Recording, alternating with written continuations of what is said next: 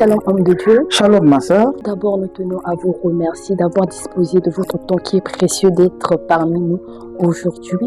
Je vous en prie. En sachant que nous sommes à quelques semaines de notre événement spécial atelier ministériel qui aura lieu ici à Aimable, précisément au mois du 14 au 16 mai 2026, 5e édition de ce programme sur le thème un ministère de maturité, de puissance et d'impact. Et par rapport à cela, nous aimerons vous poser quelques questions afin d'édifier le peuple. Il n'y a pas de souci, je suis là. Tout d'abord, papa, on aimerait que vous puissiez vous présenter. Merci de m'inviter sur ce plateau concernant ce grand événement qui se pointe à l'horizon. Je suis le berger Riter Ocellé, berger en charge de l'église Mission Pain de Vie Centre Gethsemane, donc qui est aussi parmi les invités de ce grand programme qui aura lieu donc, du 14 au 16, n'est-ce pas? Oui. Voilà, donc un événement qui va regrouper un peu, on va dire, toutes les couches sociales, si on peut le dire comme ça, tous les ministères, tous les chrétiens pour être bénis. Vu que le thème de cet événement est un ministère de maturité, de puissance et d'impact, qu'est-ce que vous pouvez dire par rapport à ce thème? Quel est le mot qui vous parle le plus personnellement par rapport à la maturité, la puissance et l'impact? Alors, c'est un thème déjà très puissant, très riche. Donc, retirer un mot de ce thème et puis vous l'expliciter, pour moi, je mettrais un petit peu comme à côté, un petit peu toute la saveur de ce thème. Je crois que c'est un thème qui parle sur le ministère de maturité, de puissance et d'impact. Et du fond de mon cœur, je crois que Dieu veut bien nous parler sur l'importance d'un ministère mature. Dieu veut bien nous emmener à avoir un ministère mature. Et nul ne peut manifester de la puissance tant qu'il reste enfant. Et toute chose est appelée à grandir en grandissant à l'impact.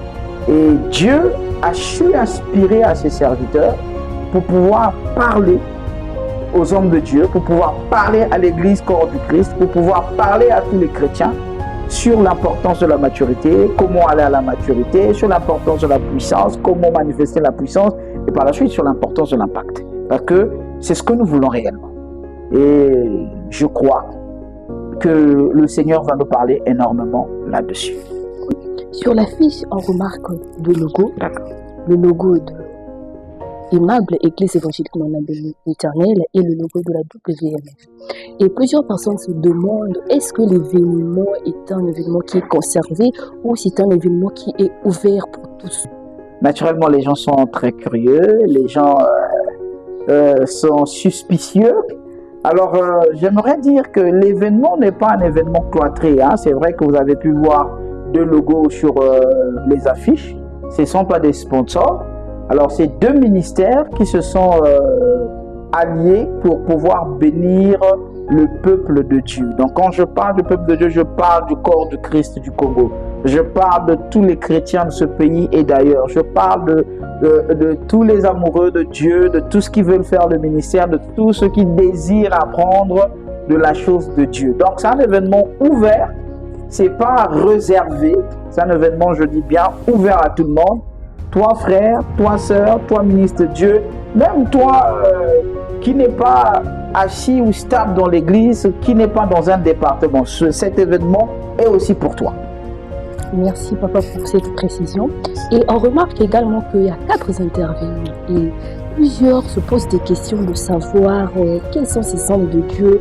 Plusieurs veulent savoir, est-ce que vous pouvez nous les présenter ou dire un peu sur ces intervenants? Ce sont des intervenants de qualité. Si je me mets à parler un peu d'eux, on pourra dormir ici.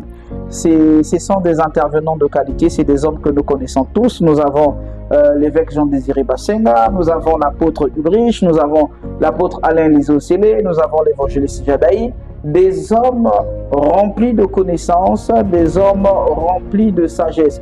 Et particulièrement pour ces hommes qui seront un peu, je dirais, au centre de cet événement, les orateurs qui vont nous bénir, des orateurs qui vont partager la parole de Dieu, ce sont des hommes que nous connaissons dans cette nation. Ce sont des calibres, ce sont des hommes qui ont déjà fait des preuves. Ce sont des hommes qui ont un témoignage extraordinaire.